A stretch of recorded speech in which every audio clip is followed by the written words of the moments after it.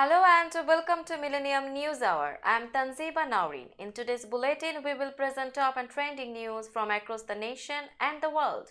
Let's begin with the headlines of the day.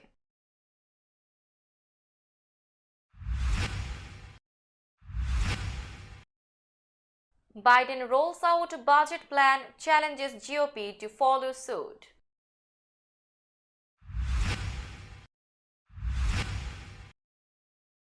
Biden to visit Canada this month to discuss defense trade.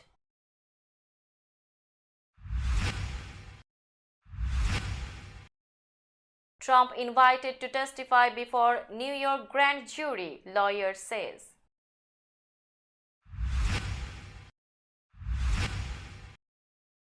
House votes to declassify info about origins of COVID-19.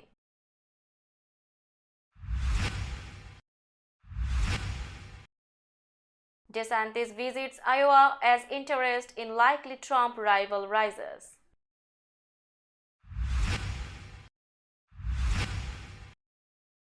Later claims Mexican cartel handed over men who killed Americans.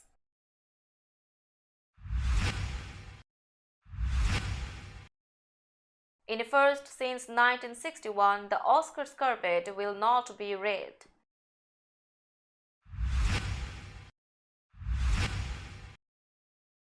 German gunman kills Sikhs at Hamburg Jehovah's Witness Hall.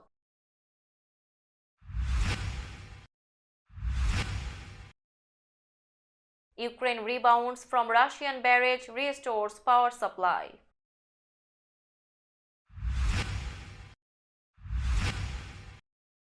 Xi awarded third term as China's president, extending rule.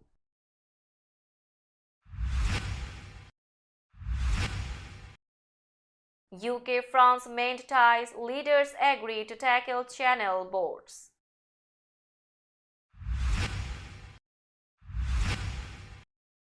China accuses Canada of smearing over secret police stations.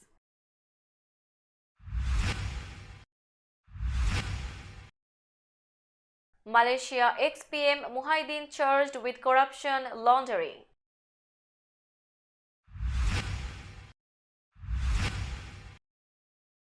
Iran, Saudi Arabia agreed to resume ties with China's help.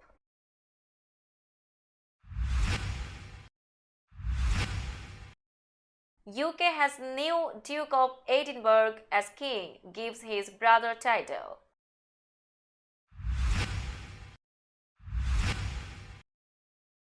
Mikaela Shiffrin gets her record 86th World Cup victory.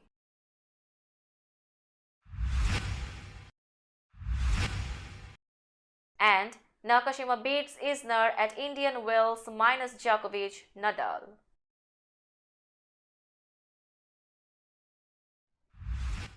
Now news in detail. As political gridlock puts the government at risk of defaulting, President Joe Biden on Thursday made an opening bid with a budget plan that would cut deficits by $2.9 trillion over the next decade, a proposal that Republicans already intend to reject.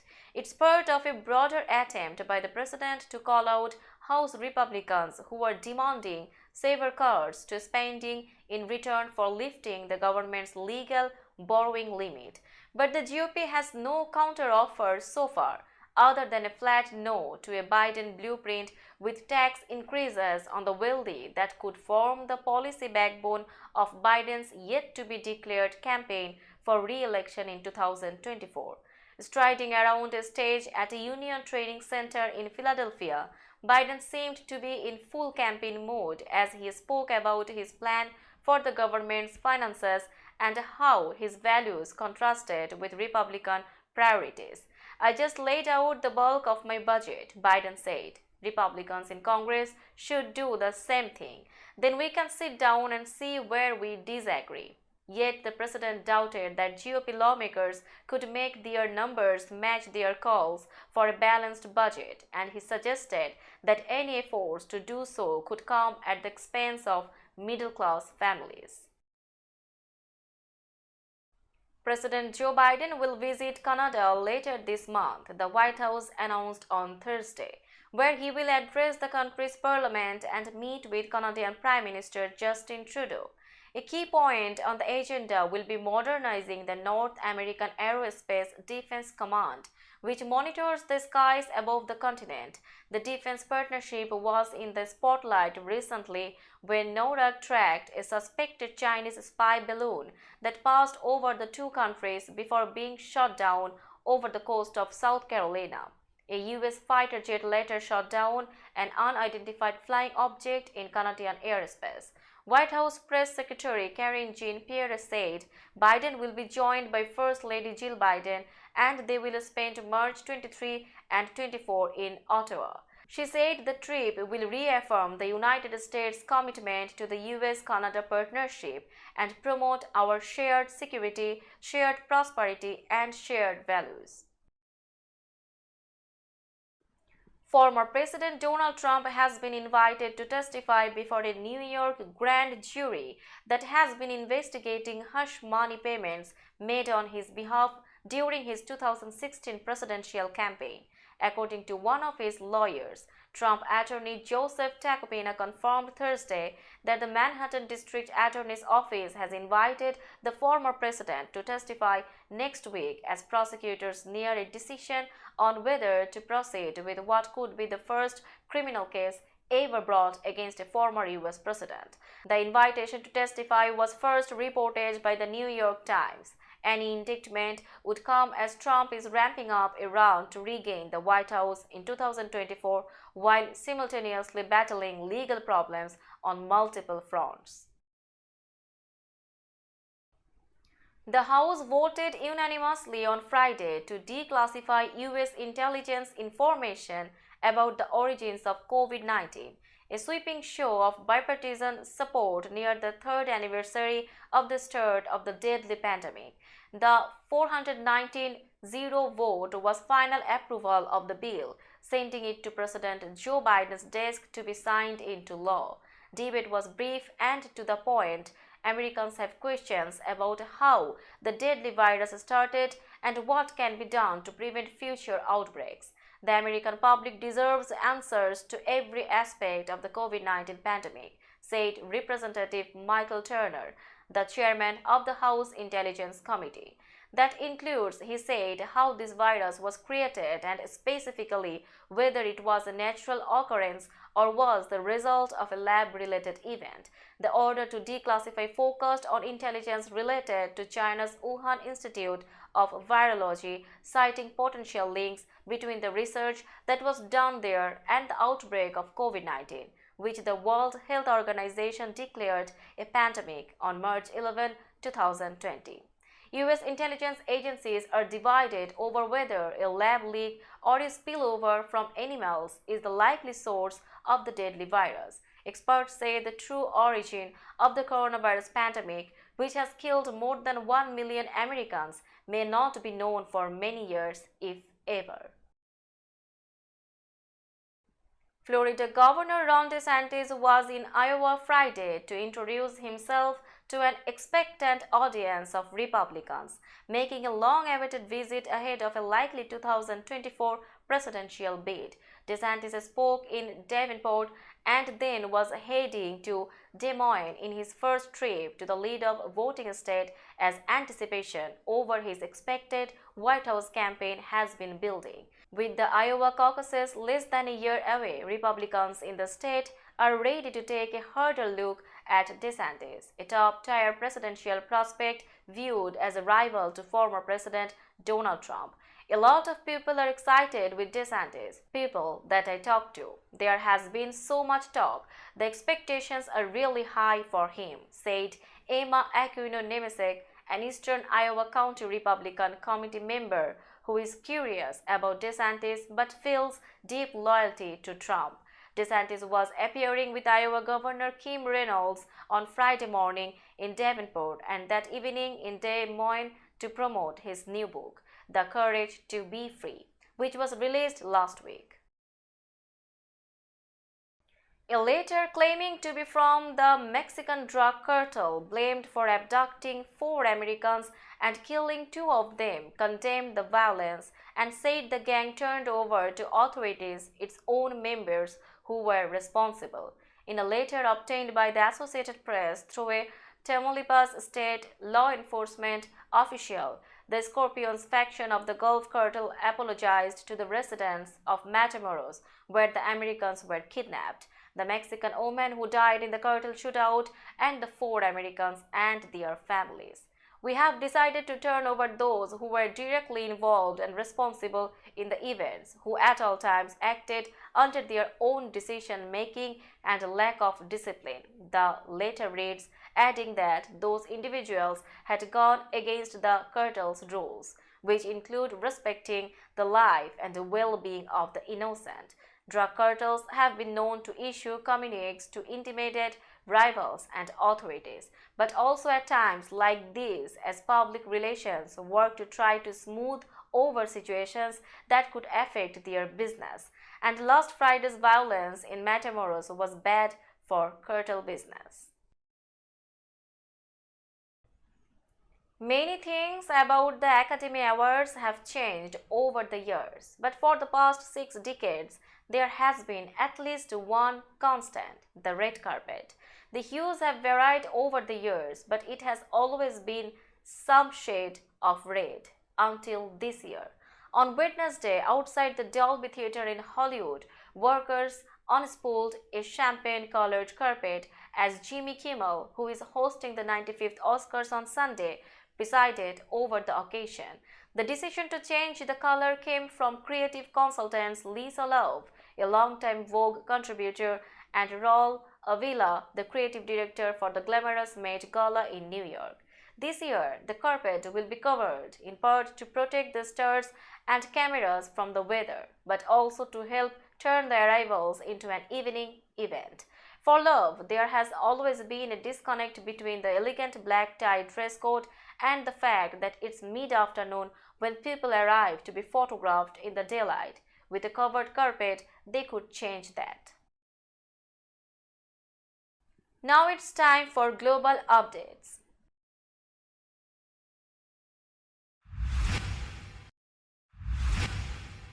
A gunman stormed a service at his former Jehovah's Witnesses congregation in Hamburg, killing 6 people before taking his own life after police arrived, authorities in the German port city said Friday. Police gave no motive for Thursday night's attack, but they acknowledged recently receiving an anonymous tip that claimed the man identified as the shooter showed anger toward Jehovah's Witnesses and might be psychologically unfit to own a gun.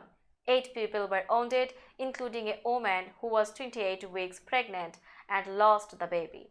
Chancellor Olaf Scholz said the death toll could rise. Officers apparently reached the hall, a boxy building next to an auto repair shop a few kilometers from downtown, while the attack was ongoing, and heard one more shot after they arrived, according to witnesses and authorities.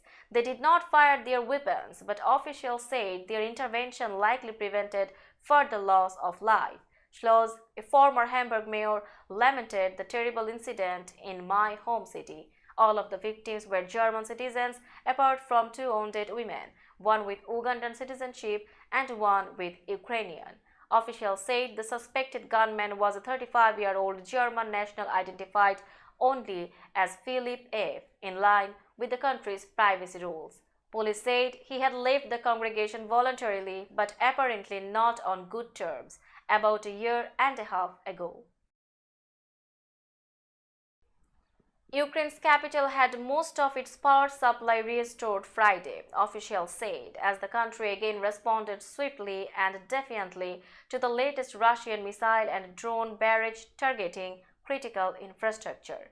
In what has become a familiar Russian tactic since early October, the Kremlin's forces struck Ukraine from afar Thursday, while the ground battles in the country's east largely remained mired in a grinding stalemate.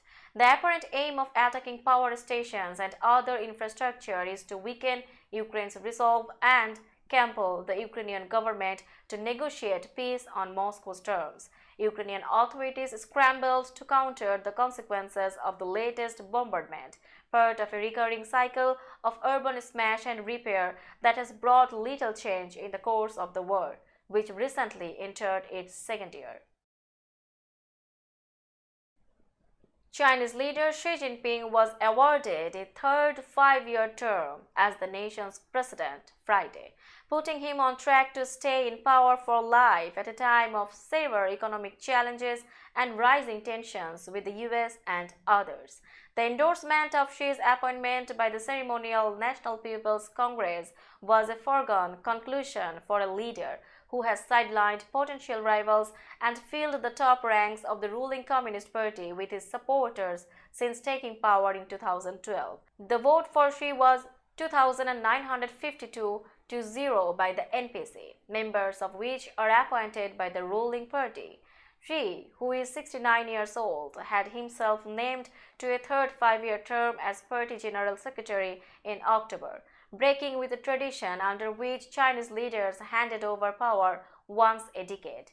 A two-term limit on the figurehead presidency was deleted from the Chinese constitution earlier, prompting suggestions he might stay in power for life. UK Prime Minister Rishi Sunak met Friday in Paris with French President Emmanuel Macron in efforts to mend relations following post-Brexit tensions, as well as improving military and business ties and toughening efforts against Channel migrant crossings. Both leaders shook hands and briefly posed for photographers, smiling, as Sunak arrived at the presidential palace. The French-British summit, the first since 2018, is set to show a new chapter is opening in relations between the two countries, according to Macron's office. Such an event was previously held almost every year. Relations between the UK and France chilled amid post-Brexit wrangling over fishing rights and other issues, and hit rock bottom under Prime Minister Boris Johnson, who took delight in needling the French. His successor, Liz Truss, ruffled French feathers last year when she said the jury is out on whether Macron was a friend or a foe. But Russia's invasion of Ukraine brought Britain and its European neighbors closer together in support of Kiev, and the mood improved after pragmatic, technocratic Sunak took office in October after Truss' brief and economically destabilizing term. China on Friday accused Canada of smearing its reputation over allegations China is secretly operating two overseas police stations in Quebec. Canada should stop sensationalizing and hyping the matter and stop attacks and smears on China, Foreign Ministry spokesperson Mao Ning said at a daily briefing. China has been strictly abiding by international law and respecting all countries' judicial sovereignty, Mao said. The spokesperson did not comment on the existence of the police stations or whether they were operated by Chinese government authorities. Canadians of Chinese origin have been victims of activities carried out by the stations, Sergeant Charles Perret of the Royal Canadian Mounted Police said Thursday. Canada will not tolerate any type of intimidation, harassment or targeting of diaspora communities, Perret said. The RCMP's integrated national security team has opened investigations into the suspected police stations in Montreal and Brossard, a suburb just south of the city, he said. Former Prime Minister Muhydin Yassin was charged Friday with corruption and money laundering, making him Malaysia's second ex-leader to be indicted after leaving office. Muhydin, who is 75 years old, pleaded innocent to 4 charges of abusing his power to obtain 232.5 million ringgit bribes for his party and 2 charges of money laundering involving 195 million ringgit. His party said he is expected to face an additional charge on Monday. Muhydin vowed to clear his name, slamming the charges as an evil slander to embarrass him and crush his Islamic-dominated opposition ahead of state elections. He denied abusing his power to award contracts to selected ethnic Malay contractors in return for bribes, and to approve an appeal by a business tycoon on the cancellation of his tax exemption. Muhydin was first arrested Thursday and released later in the day by the anti-graft agency, which questioned him a second time over government stimulus projects for Malay contractors during the COVID-19 pandemic. Iran and Saudi Arabia agreed Friday to re-establish diplomatic relations and reopen embassies after 7 years of tensions. The major diplomatic breakthrough negotiated with China lowers the chance of armed conflict between the Middle East rivals, both directly and in proxy conflicts around the region. The deal, struck in Beijing this week amid its ceremonial National People's Congress, represents a major diplomatic victory for the Chinese as Gulf Arab states perceive the United States slowly withdrawing from the wider Middle East. It also comes as diplomats have been trying to end a long war in Yemen, a conflict in which both Iran and Saudi Arabia are deeply entrenched. The two countries released a joint communique on the deal with China, which brokered the agreement as President Xi Jinping was awarded a third 5-year term as leader earlier Friday. Iranian state media posted images and video it described as being taken in China. It showed Ali Shamkhani, the Secretary of Iran's Supreme National Security Council, with Saudi National Security Advisor Mossad bin Mohammed Al Ayban and Wang Yi, China's most senior diplomat. King Charles III has made his youngest brother the Duke of Edinburgh, passing on a title held by their late father, Prince Philip. Buckingham Palace said the title was conferred on Prince Edward on Friday, his 59th birthday. Edward is the youngest of the 4 children of Philip and the late Queen Elizabeth. His wife Sophie will now be known as the Duchess of Edinburgh, and their 15-year-old son James becomes Earl of Wessex, the title Edward previously held. Prince Philip was made Duke of Edinburgh when he married the then Princess Elizabeth in 1947, and he held the title until his death in 2021 at the age of 99. It had been Philip's wish that Edward should get the dukedom after he and the Queen had both died. Elizabeth died in September at age 96. One of Philip's legacies is the Duke of Edinburgh Awards, a popular youth activities program set up in 1956. The palace said that the new Duke and Duchess of Edinburgh are proud to continue Prince Philip's legacy of promoting opportunities for young people of all backgrounds to reach their full potential. Now it's time for business news.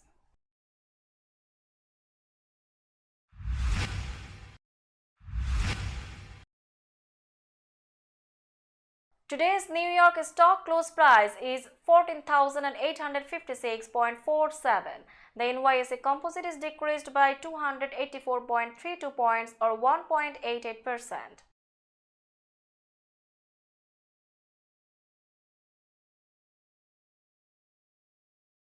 Tokyo stock close price is 28,143.97.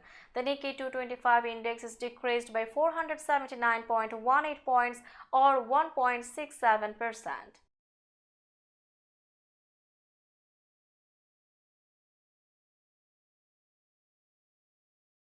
Shanghai stock close price is 3,230.0766. The Shanghai Composite Index is decreased by 46.02 points or 1.40%.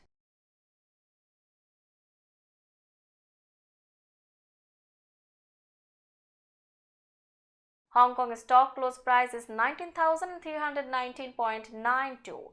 The Hang Seng Index is decreased by 605.82 points or 3.04%.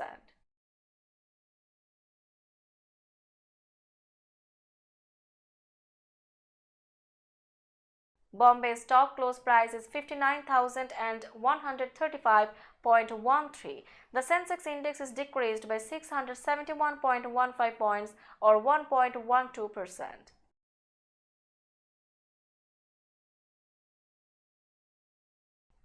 Let's have a look on today's sports stories.